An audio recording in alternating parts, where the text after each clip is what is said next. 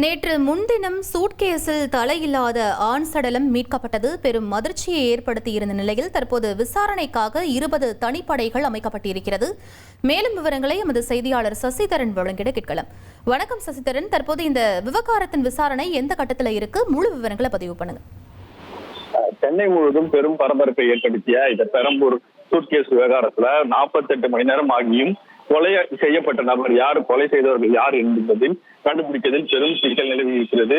20க்கும் மேற்பட்ட தனிப்படைகள், அதாவது railway police ஒரு பக்கம் விசாரிக்கக்கூடிய வர நிலையில ஓட்டேரி போலீசாரும் தனிப்படை அமைத்து தீவிரமாக தேடி வருகிறார்கள். இந்த நிலையில 100க்கும் மேற்பட்ட சிசிடிவி கேமராக்களை ஆய்வு மேற்கொண்டும் யார் அந்த சூட்கேஸை பெரம்பூர் ரயில் நிலையத்தில் 4வது நடைமுறையில் வீசிவிட்டு சென்றது என்பது குறித்தான தகவல்கள் இன்னும் கிடைக்கப்பெறாததால் சிக்கல் ஏற்பட்டு வருகிறது. ஆவடி, திருவள்ளூர், அரக்கோணம், திருத்தணி உள்ளிட்ட இடங்கள்ல சூட்கேஸை எடுத்து வந்த நபர்கள் யார் என்னும் தொடர்பாக சிசிடிவி கண்காணிப்பை அந்தந்த ரயில் நிலையங்களில் சோதனை மேற்கொண்டிருக்கக்கூடிய நிலையிலுமே அந்த அடையாளம் காணுவதில் தொடர்ந்து சிக்கல் நீடிப்பதாகவும், இது மட்டுமல்லாமல் புறநகர் ரயில் நிலையங்கள் மற்ற அருகில் இருக்கக்கூடிய மாவட்டங்கள் விழுப்புரம், திருச்சி உள்ளிட்ட பகுதிகளிலும் இந்த சோதனை மேற்கொள்ளப்பட்டு வருவதாக தகவல் வெளியாகி இருக்கிறது. விவரங்களுக்கு நன்றி சசிதரன். இனி செல்லும் இடமெல்லாம் செய்தி.